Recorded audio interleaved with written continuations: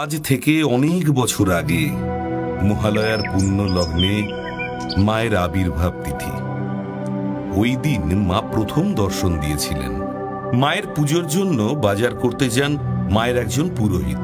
বাজার করতে গিয়ে পুরোহিত লক্ষ্য করেন একটি 5 বছরের ছোট্ট বাচ্চা মেয়ে গায়ে কালো রং মেখে, চোখে লাল রং মেখে পুরো মা কালীর মতো সেজে ভিক্ষা করছেন। সেই বাচ্চা মেয়েটি সবার কাছে ভিক্ষা চাইছে, যে যেরকম ভাবে তাকে ভিক্ষা দিতে পারে। একটা টাকা দে না, আমার খুব খিদে পেয়েছে রে, আমি 2 দিন ধরে কিচ্ছু খাইনি।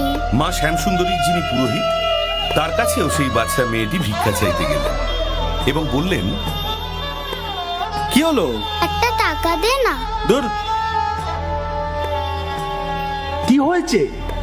একটা টাকা দে না, আমার খুব খিদে পেয়েছে রে। যা যা গিয়ে খেটে খা।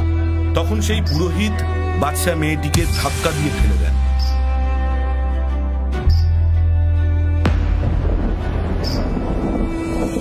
বাচ্চা মেয়েটি উঠে দাঁড়িয়ে বলেন, আরে বাপু, যদি কাজই পেতাম তাহলে কি আর তোর কাছে ভিক্ষা চাইতে আসতাম?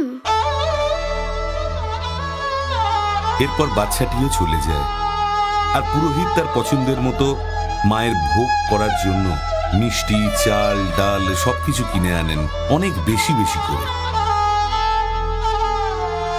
সেই দিন মায়ের অন্নভোগের ব্যবস্থা করা হয় এবং প্রচুর ভক্তের সমাগম হয়। পুজো চলতে চলতে হঠাৎ পুরোহিত লক্ষ্য করেন যে মহাদেব আছে, অথচ মা নেই। মহাদেব যেন মৃত মানুষের মতো শুয়ে আছে। দুপা পিছিয়ে কেউ আছে?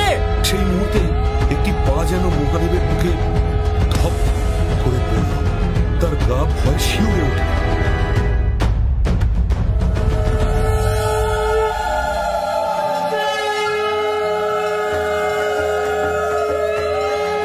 চাল কলা খেতে দে, দিবি না আমার? আমি শুধু বড় লোকের মা নই রে, আমি গরিবেরও মা।